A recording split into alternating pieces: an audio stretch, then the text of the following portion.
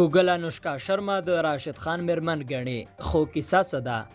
په ګوګل کې د راشد خان د میرمنې په اړه پوښتنه کول یا هم لیکل چې راشد خان وایب د دې جملې سره سم د انوشکا شرما انځور او نوم مخې ته راځي چې ګویا کې د افغان لوبغاړي راشد خان میرمن ده.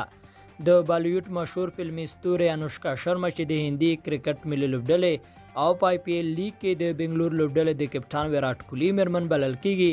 په ګوګل کې د راشد خان د میرمنې د سرچ کېدلو سره سم د نوموړي نوم راځي. د هندي رسنیو د راپورونو پر بنسټ د راشد خان میرمنې په توګه په ګوګل کې د انوشکا شرما نوم ځکه ډیر مخې ته راځي چې نوموړي په ډیرو مراکو کې پریټي زینټا او انوشکا شرما د خپل خوښې فلمي ستوري یادې کړې دي. ډیری هندوان په دې باور دي چې د راشد خان او انوشکا شرما ترمنځ خپلمنځي اړیکه شته، خو راشد خان بیا یوازې د خوښې وړ فلمي ستوري نومولې ده.